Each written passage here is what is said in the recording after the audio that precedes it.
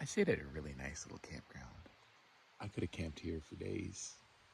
Water is like right over there, and a big old creek, river kind of thing. So I gotta go pack my headlamp and stuff up. Really pretty area, and you can park like right over there. So I'm sure the locals use it a lot on the weekends. It's pretty cool. I was doing my tick checks and whatever, and yesterday me and the army guy were showing off our white flabby bodies of how far we've come. And it's funny, you know, my calves have always been just jiggly, and you look at that and you think it's fat. Nope, it's all muscle. I've never had a calf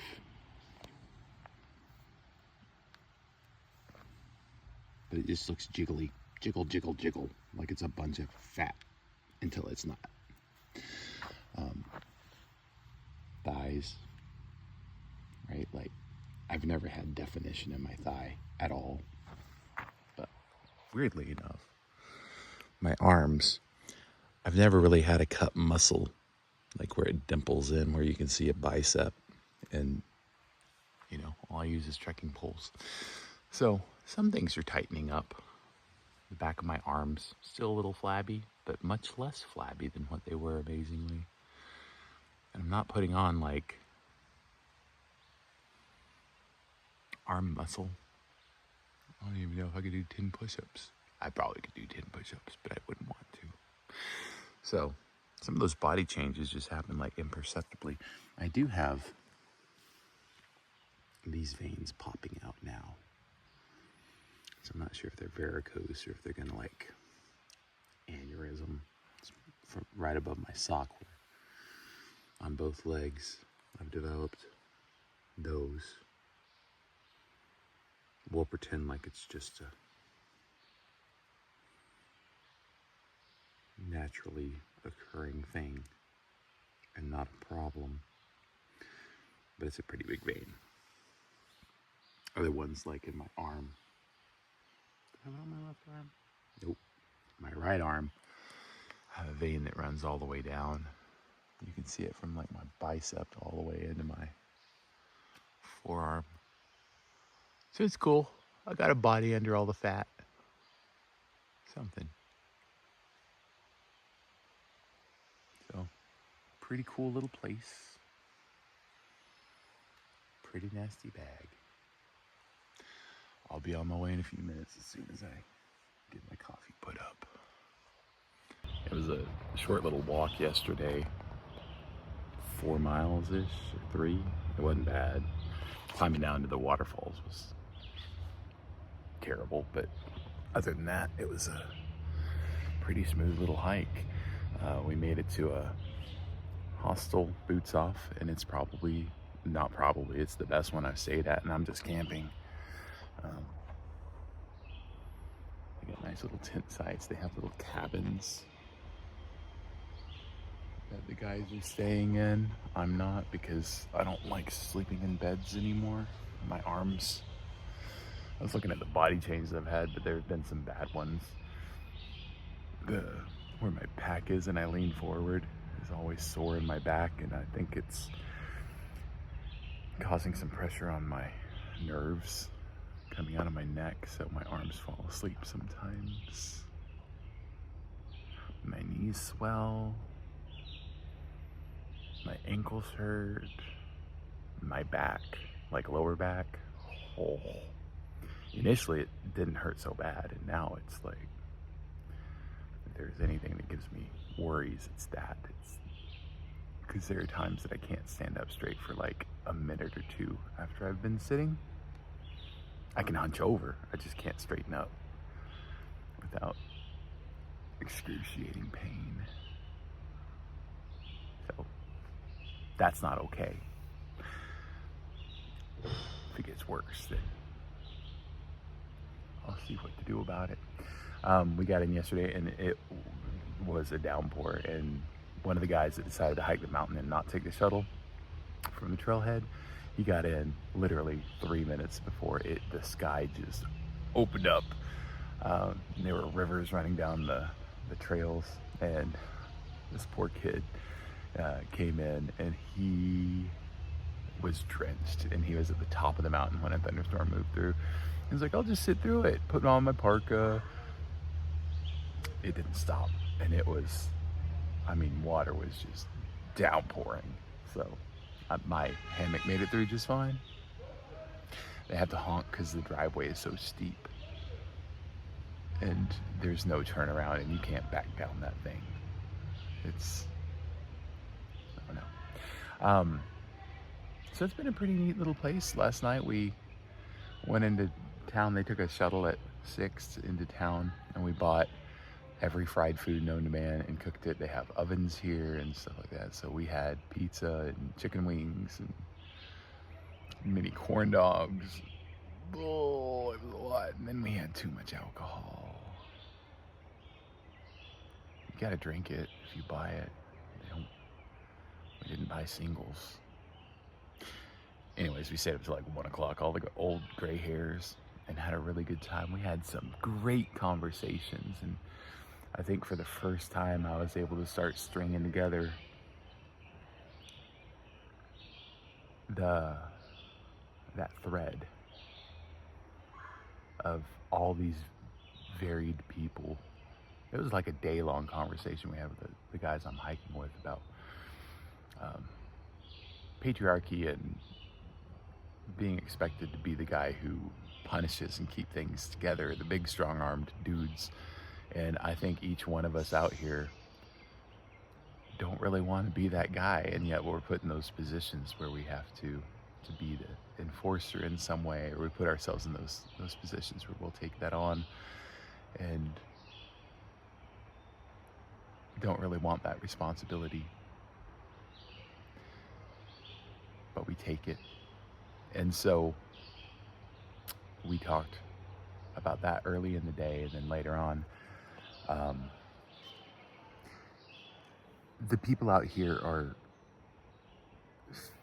I want to say, almost fiercely independent, at least within the group that I'm hiking with, even the young kids. We don't necessarily want help. We don't want to be an encumbrance on another person. So if we get hurt or something like that, somebody says, "Are you good?" And if you say, "Yep," they just move on. Like, they don't, sit and worry about you. Or they might worry about you, but they're not going to force themselves on you and take on more than what they're out here for. But if you need help, they will do their dead level best to help you. And that kind of runs between all ages and the genders. It's an interesting thing. The hostel worker that was out there with us, just partying, was, she was almost like a good little group therapy guide, right? For all of us sitting around, and some of the stuff that she brought up should have been intuitive. So anyways, we had a great time, and I was able to start stringing together some of that idea of suffering and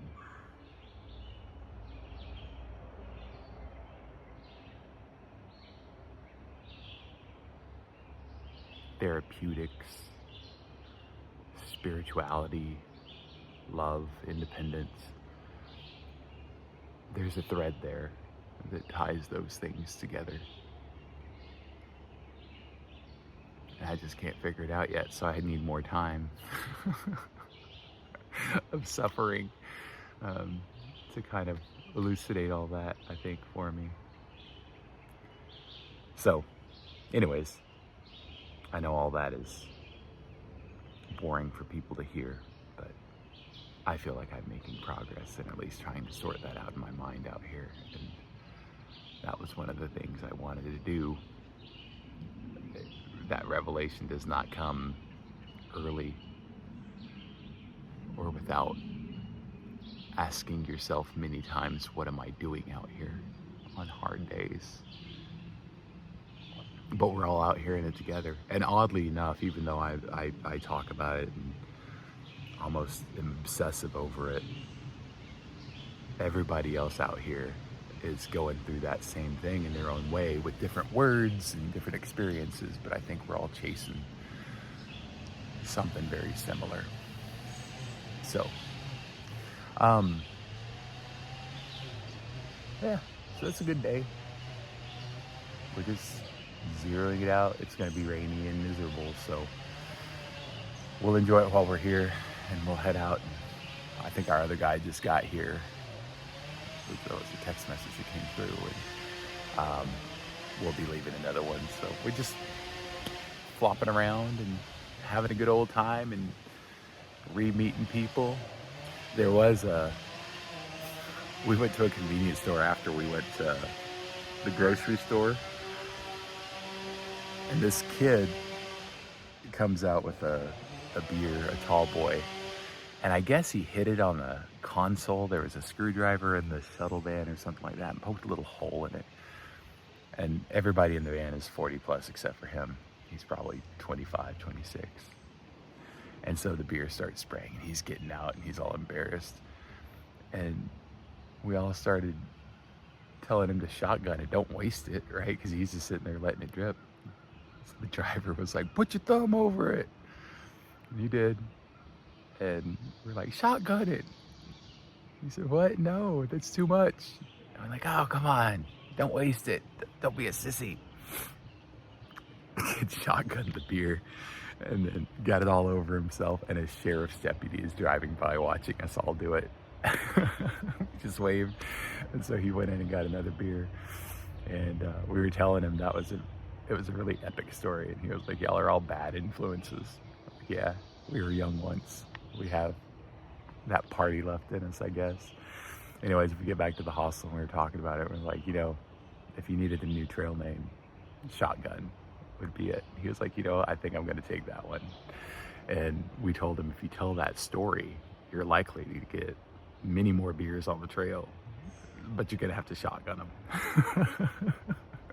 You can walk to Katahdin drunk. So it was a good time. Gosh, some fun folks out here. Just doing stupid stuff, So anyways, we'll keep on walking tomorrow and see how far we make it. I think we're going to try to do Damascus in 3 days, so 15 to 18 mile days. We'll see how my body handles that. If I don't fall off a tree and get another concussion. Whatever. Yep. That's all I got. Sorry if I'm not videoing a lot. Like I said, it's either the trail or me walking with people, but there's just not, again, it gets repetitive for a while. Pushing that 500 mark, baby. We'll get there soon enough. It's funny how 100 took so long, and 200 took so long, and 300 took so long. And then 400 kind of comes across, and we're like, oh, we're gonna have 500 in a week. It makes you feel good that you're actually picking up speed. And we're not the fastest people out here, but we are not the slowest anymore. There are still people that have, and young people that are still just doing 8 to 10 a day. So we're pushing up to double that. And if it doesn't rain, I want to try to do a marathon day of 26 miles. I'd have to get up way early and walk way late to get it done. But I want to get one in before my trip ends. I just need a good opportunity for it, right? So if not here, then maybe later on in some highlands or in Virginia, there's some flatter spots that I could try to book it. That'll be a good accomplishment. So probably won't do any more videos until we leave here. But it's just a nice little peaceful campground.